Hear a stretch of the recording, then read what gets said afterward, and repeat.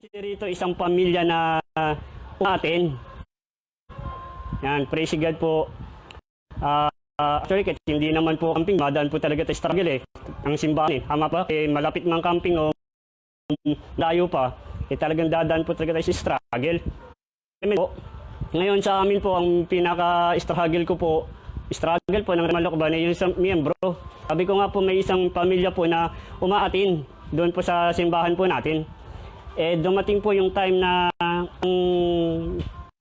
ang nanay na ito nagkasakit. Yan, salamat po sa mga nagpray po ano. Yan, glory to God po, magaling na po siya. And so, ibig po sabihin dahil sa hindi sila makaate, eh, ang sakit po. Hindi ko po alam kung kinuspo yata nila ng ospital na COVID, parang nag-positive po ata sa COVID. So, ayan po, nag-request po sila na ipag-pray. Eh, may ano nga po, hindi po kami makapunta. Nagpaalam din man po kami kung paano pong gagawin. So, sabi na, ang hiling na lang po ng pamilya nila, ipag-pray. Ngayon, nag-iisip ako, paano ipag-pray?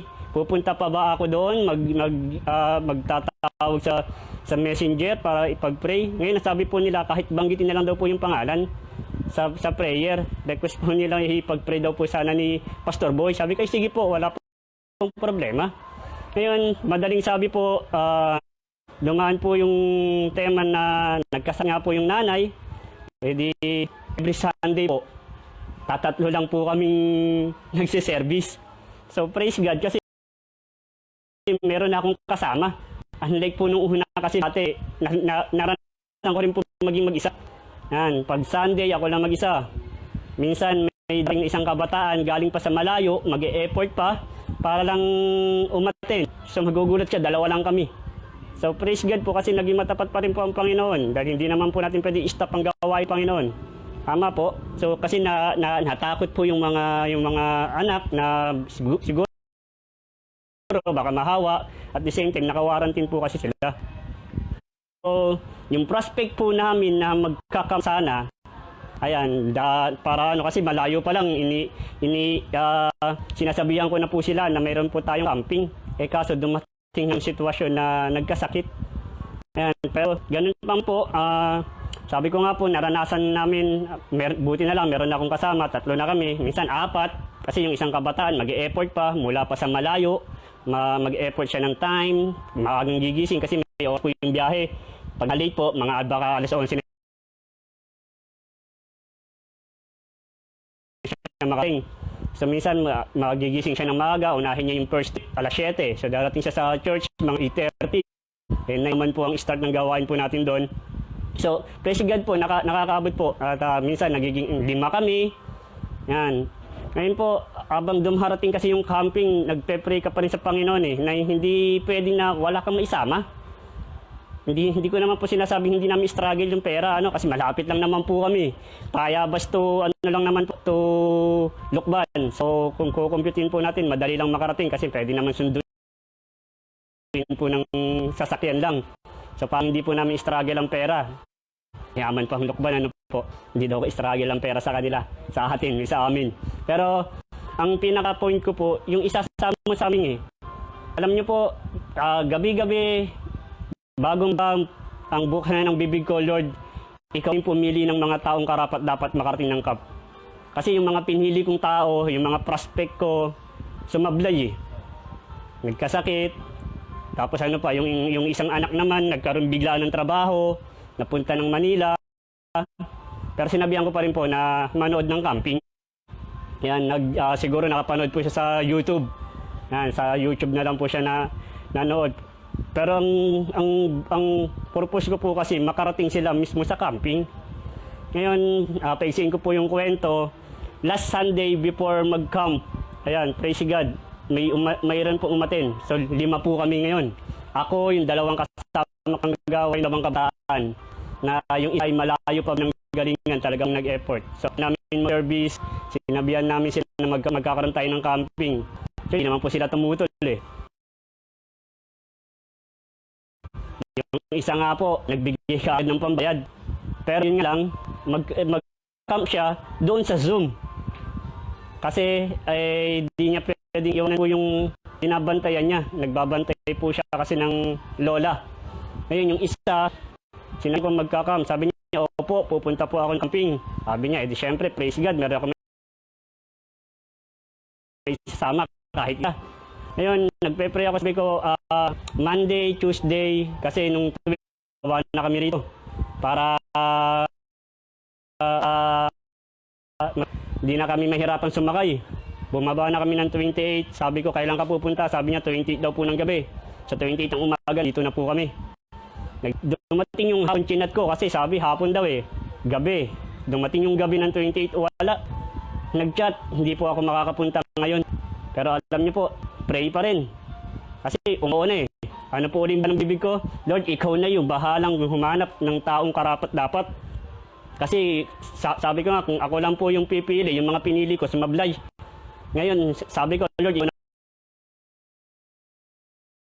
pong bahala. Ngayon, praise God po.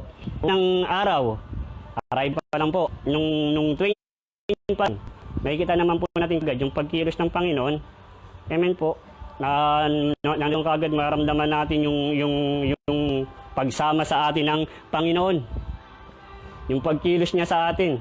Alam niyo, para kang bata na yung sa akin pa, yung personal na pakiramdam ko po, para akong bata na pagkatapos ng magang pinagdaanan, yung nakaramdam ka ng comfort, yung pagyakap. Ako po hindi naman iyakin. Hindi naman pa ako iyakin. So yung sa loob ko, parang gustong tumulo ng luha. Kasi doon ko po napatanin, wow.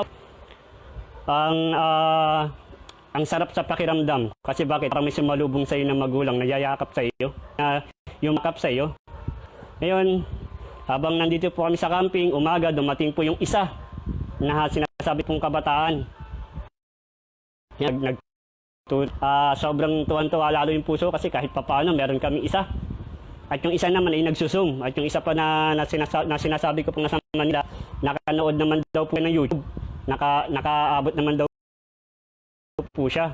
So, praise God kasi bakit? Nandoon pa rin yung ang Panginoon na hindi kita bibiguin.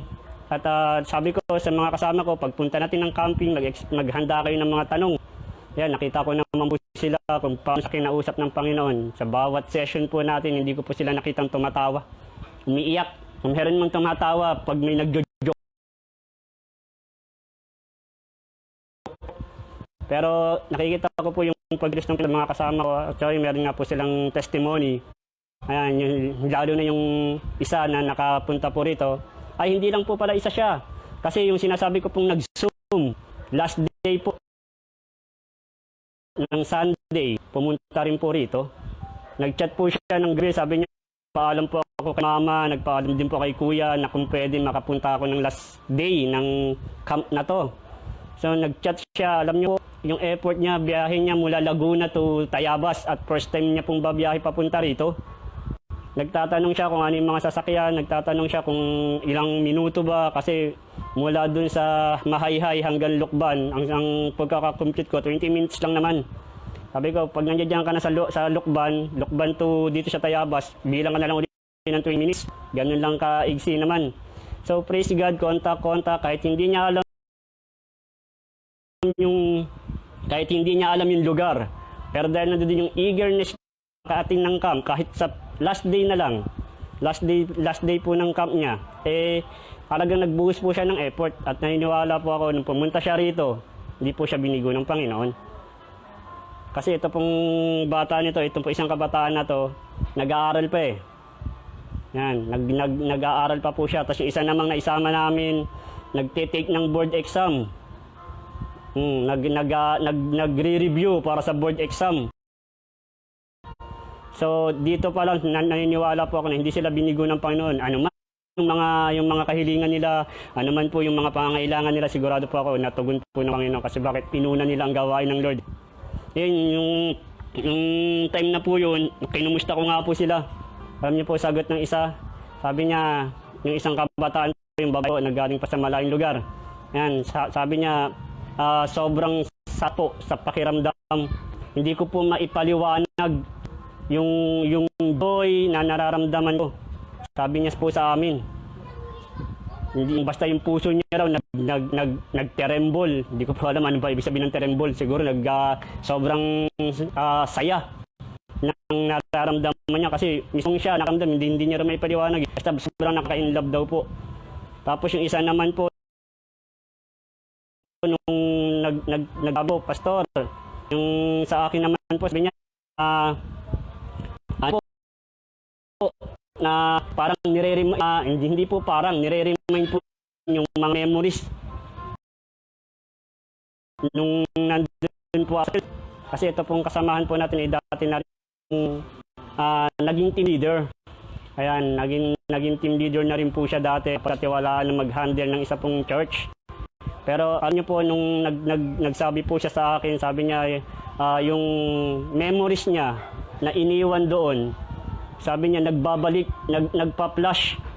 Ayan, tuloy naaalala ko po yung kwento ni Pastor Boy. Hambat ibang, yan, yung square, kung saan siya pumupunta. Para lang mag-pick siya. Meron nga siya napuntahan, rectangle naman.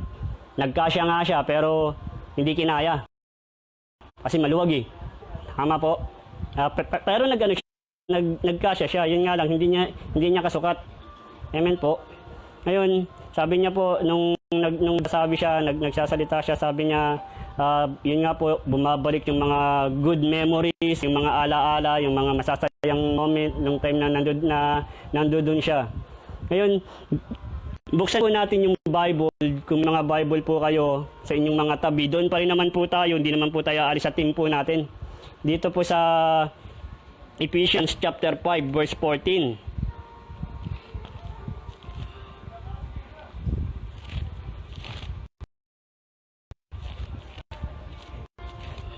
Yan, basahin ko po. Yan, kung meron po kayong mga Bible, pakasundan nyo na lang po. Sigurado po ako, memorize nyo po ito. Ito po yung naging team po natin ng camping. Ano po? Hanggang 17 po. Sabi niya po rito, at ang naliwanagan ay nagiging liwanag. Kaya't sinasabi, gumising ka, ikaw na natutulog, magbangon ka mula sa mga patay at liliwanagan ka ni Kristo. Ayan, hindi naman po literally na tulog. Yung ibig sabihin po rito na katulad po ng sinabi sa atin ng ating senior pastor na si Pastor Boy, hindi naman po physical na tulog. Ano yung tulog na tinatawag doon? Yung nag-stagnant na po yung gawain ng Panginoon. Bakit? Kasi po na lockdown tayo ng tinatawag na pandemic. Ngayon, ni-remind tayo ng Diyos, pinaalo sa atin ng Diyos, ang sabi niya, gumising ka. Sigurado po ako, bawat isa sa atin po ay nagrema yung rise up. Yan po yung laging binabanggit ng mga kasamahan po nating manggagawa na lagi po nilang ini-emphasize na mag-rise up ka. Amen po. Ngayon sabi pa nga po rito, sabi niya kapag nalaman mo, kapag liwanagan ka na kung ano yung calling mo, yan, lagi ko pong naririnig. Binibigyan din po ng emphasis ng mga tao, ng mga kasamahan ko po. Siguro, ito po yung nagrema. Yung laman kalooban ng Diyos, sabi niya, ipaglaban mo.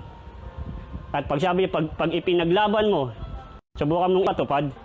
Yan po, kasi sabi po ng Biblia, rise up. So lahat po tayo nire-remind ng Panginoon sa kabila ng pandemic, sa kabila ng siguro yung mga simbahan po rin makalabas.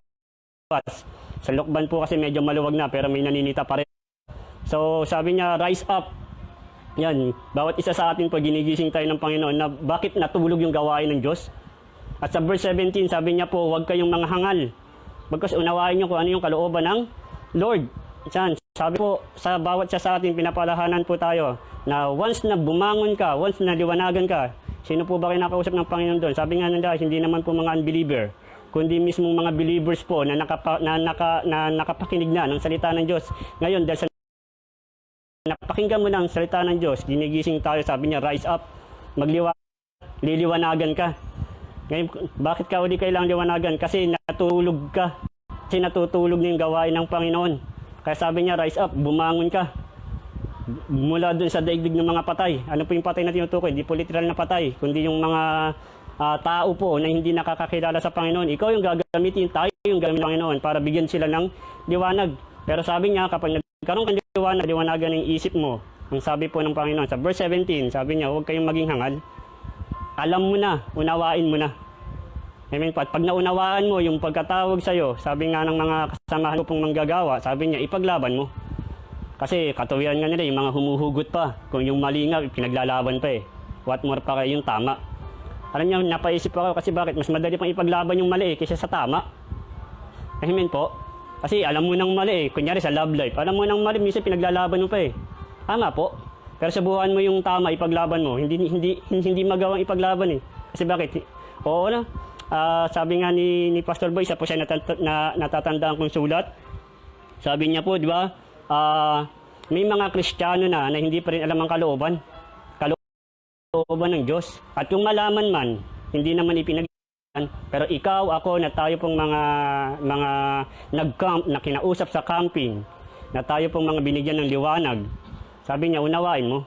At pag naunawa mo na yung pagkatawag sa'yo, ayan, meron pa po ba, sabi nga nila, meron pa po bang nagtatanong, baka naman ilang years ka na, hindi mo pa alam yung pagkatawag sa'yo. Yan, ano pong ginawa niyo sa anointing? O ano pong ginawa niyo sa kapuspusan? Tama po. So, bawat isa po sa atin, nire-remind ng Panginoon na bumangon.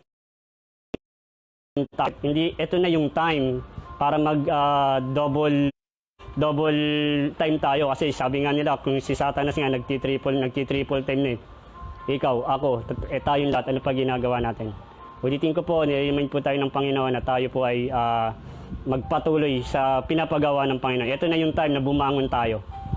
Hindi po nagsasawa ang Panginoon na paalalahanan po ang bawat isa sa atin. So, yun lang po yung mai-share ko po sa hapong ito. Naway meron po kayong nakuha. Maraming salamat po. Pero pray po muna tayo bago po tayo mag-close. Aming Ama, sa pangalan ni Jesus o Diyos, patuloy na nagpapasalamat kami, Panginoon, sa pagre-remind mo sa amin, Panginoon, sa pagpinagkamap mo sa bawat sa amin, Panginoon, ng camping hanggang mga nagdaan ng training, Panginoon. Lord, hindi kami perfecto, hindi kami magaling, pero salamat. Dahil isa kami, Panginoon, sa pili mo at pinagkatiwalaan mo pa sa iyong gawain. Maraming salamat po, Ama, sa hapong ito. Purihan sa pangalan ni Jesus. Amen. God bless po.